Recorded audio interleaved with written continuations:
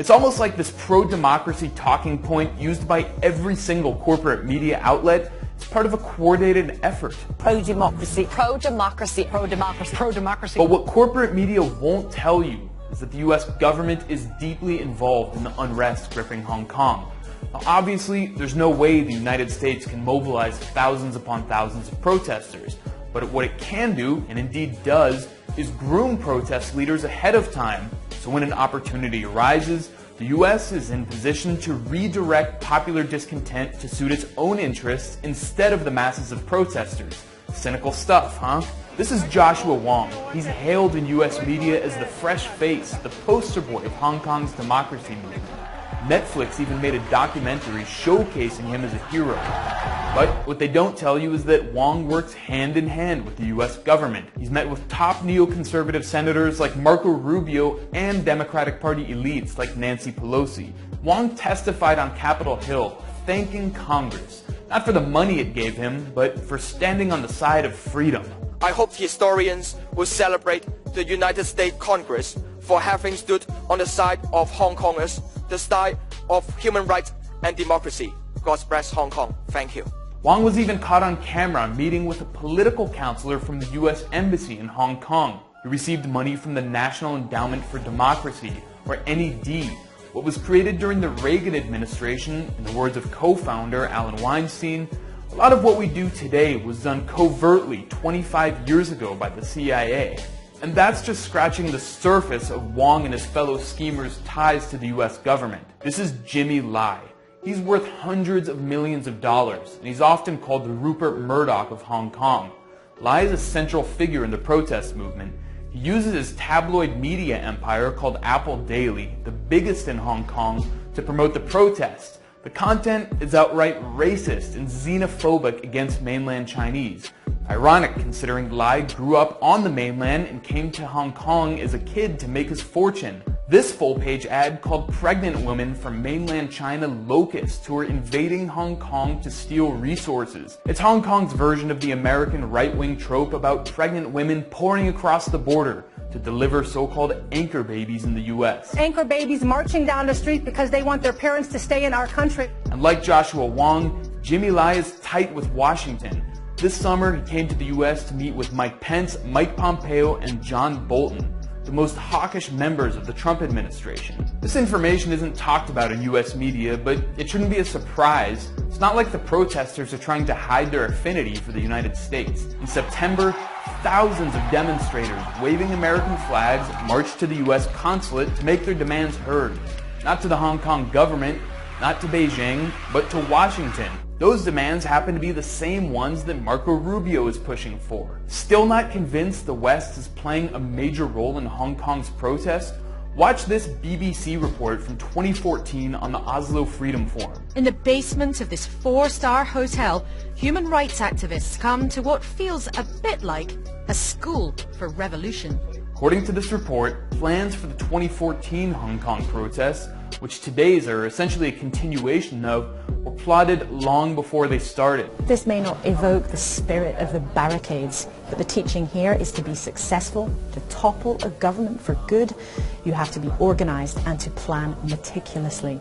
And activists here have been involved in helping to organize the current protests in Hong Kong. Their plan to put thousands of people on the streets of the territory was in fact hatched nearly 2 years ago. And look who makes an appearance in the video. I'm Joshua Wong, the convener of Stories. Who else is there? Pussy Riot, the young women who have been embraced by US media for, among other things, screaming profanities in a church to stick it to Putin. And then there's none other than Sergej Popovic, the Serbian founder of the regime change mercenary group Canvas. Canvas has taken money from the US government and reportedly from the CIA to train untold thousands upon thousands of young people to topple governments around the world that the United States deems adversarial. One of the better known Canvas trainees is Venezuelan coup frontman Juan Guaido. In other years, figures like Raed Saleh, face of the White Helmets, have appeared to form. White Helmets are the propaganda arm of Al-Qaeda in Syria and are funded by the US State Department. The Oslo Freedom Forum is a who's who of regime change operatives, a clown car of charlatans, hucksters, and outright frauds. But what about the issue of police violence? Even if the protests are largely funded by the United States, that doesn't give cops an excuse to crack skulls. Well, judging by the huge amounts of video, the violence in Hong Kong has been initiated and mostly carried out by protesters. When they occupied the airport, they took a journalist captive and took turns beating him unconscious for hours.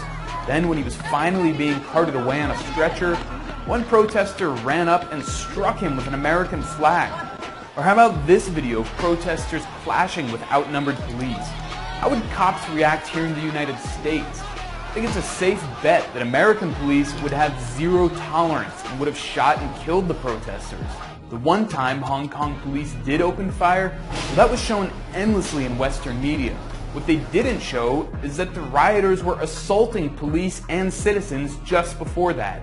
I'm not arguing as justification for the shooting, but it begs the question why corporate media is only showing the reaction and not the action. It seems like propaganda to me. In fact, police overreaction is actually what the protesters are hoping for. One of them spelled it out in the New York Times, calling it marginal violence theory. It calls for use of the most aggressive, non-violent action possible to push the police and to thoughtfully escalate non-violence. Maybe even resort to violence to push the government to the edge. Watch what Joshua Wong says after he's asked to condemn the violence the protesters have used. I would say that instead of blame or condemn on any behavior of protester, I prefer to find out the solution and through the trial and error process, and to let us to realize that even protester, they will have the incentive or intention to have self-defense or self-protection. But how to use force and also keep and maintain public support is matter for us. As we've seen, the protesters have gone far beyond mild force. Hong Kong's police have been relatively restrained. There have been injuries on both sides, but that's all. There haven't been any deaths. Compare that to, say, the Gaza Strip, where Israeli snipers have shot thousands upon thousands of unarmed protesters and killed 213 Palestinians, including children and medical personnel. So let's call what's happening in Hong Kong what it is. It's not a pro-democracy movement. It's a U.S. government-trained and funded violent separatist movement run by operatives that exploit the plight of Hong Kong's youth to enrich oligarchs and destabilize China.